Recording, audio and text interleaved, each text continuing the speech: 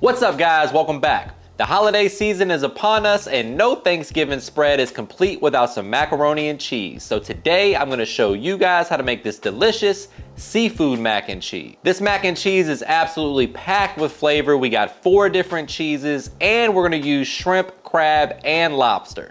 But before we get into the recipe, please take a quick second to subscribe to the channel. Make sure you hit that bell to enable notifications as well. All right guys, meet me in the kitchen. Let's make it happen. First things first, let's take a look at these ingredients.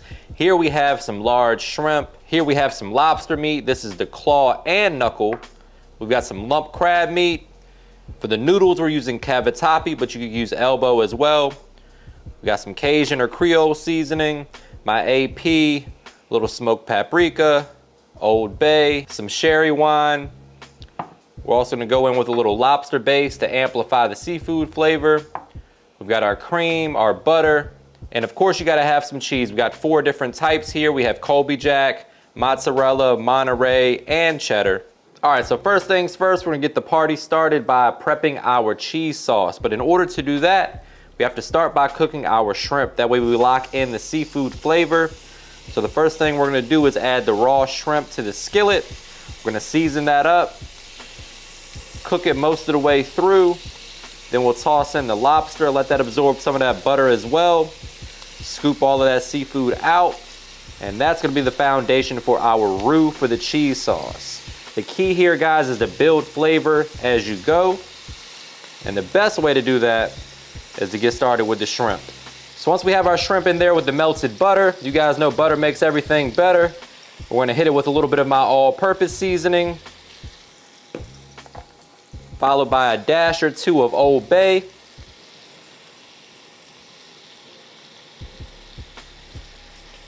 And a little bit of Tony's. You can use the no salt variety there if you want to. Remember guys, my AP is low sodium, so you can go a little heavier with that. But just always check your ingredients to make sure you're watching your sodium levels. You don't want this to be too salty because we are going to add a little better than bouillon here in a minute. And we all know that that has quite a bit of sodium in it as well.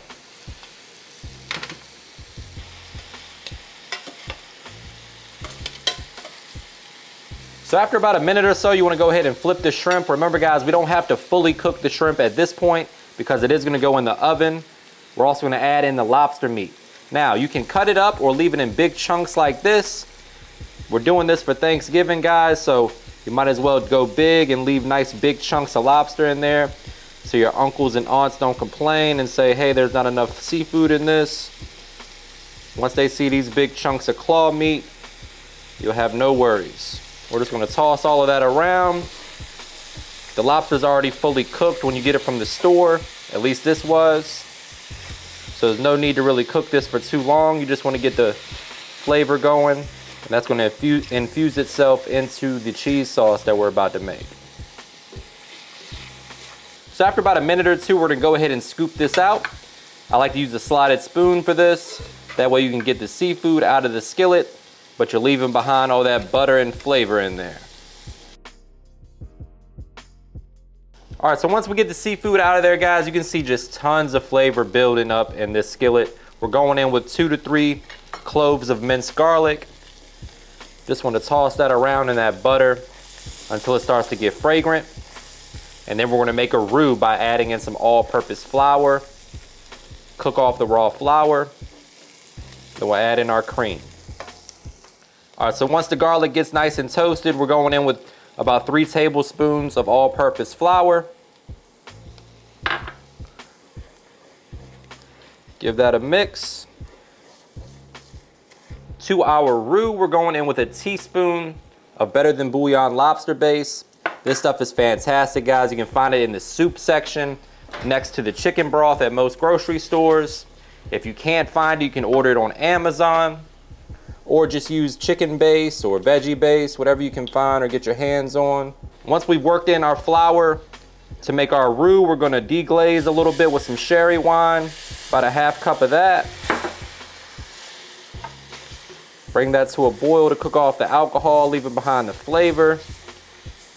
And then we're going in with 1 cup of heavy cream. 1 cup of heavy cream and 2 cups of half and half or whole milk. So 3 cups of cream in total. Then we're gonna bring that to a simmer. You'll notice that it'll start to thicken up nicely.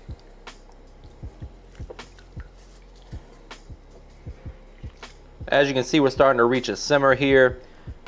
The sauce will start to thicken up nicely. As soon as it reaches a gentle boil, we're gonna kill the heat and start adding in our cheese. You never wanna add the cheese when the sauce is piping hot because it'll start to separate on you and you'll have an oily mac and cheese and your aunt will be talking about you at the dinner table, and we don't want that to happen. So at this point, you just wanna add a little cheese at a time. Another key or pro tip here is to make sure you shred your own cheese. That way it melts nicely and you have a nice smooth sauce. The store-bought shredded cheese tends to have anti-caking agents, things like potato starch, which prevent it from clumping together in the bag, but it also prevents it from melting nicely for our cheese sauce, and we don't want that. So we got Monterey Jack, we've got mozzarella, we've got cheddar. Really, guys, use whatever cheese blends you enjoy. Just one thing to keep in mind is you want to balance the flavor profile of your cheese sauce. So you don't want to use like 3 sharp cheeses. You want to make sure that you have something creamy and melts nicely, something like a mozzarella, and you can have something sharp like a cheddar. As you can see, our cheese is melting beautifully. I'm going to add a little grated Parmesan cheese as well, because why the hell not? We're here for a good time, not a long time. And that, my friends, is the perfect cheese sauce. What you want to do at this point is get in there for a taste test just to make sure that the seasoning is right. If it needs a little bit more, now's the time to add it. And then we're going to add in all of our seafood and our noodles. Last but not least, I like to add about 2 tablespoons of sour cream to the sauce just to add a little extra creaminess. We're also going to add just a touch of Creole seasoning here, and that should do the trick.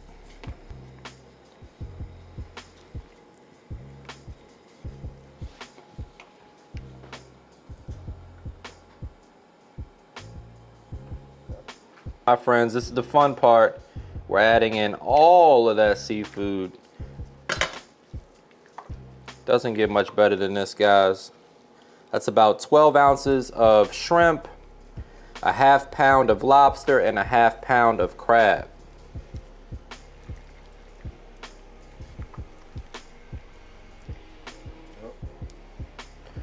All right, so once you've mixed in all of your seafood, we're gonna go ahead and pour this over the noodles, add it to the casserole dish, and pop that in the oven at 375 degrees for about 25 minutes.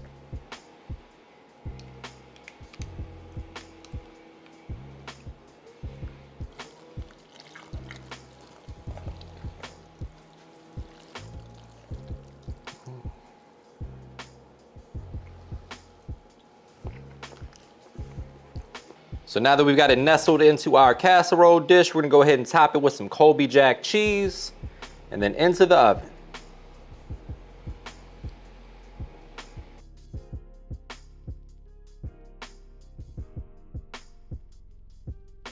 All right, my friends, this is what we're looking like fresh out of the oven at 375 for about 25 to 30 minutes, depending on how brown you want the top to get. For me, this is absolutely perfect.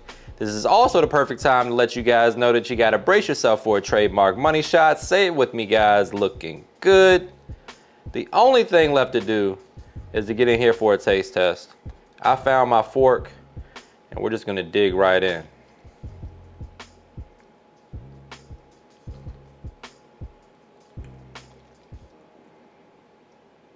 Oh man, here we go, moment of truth.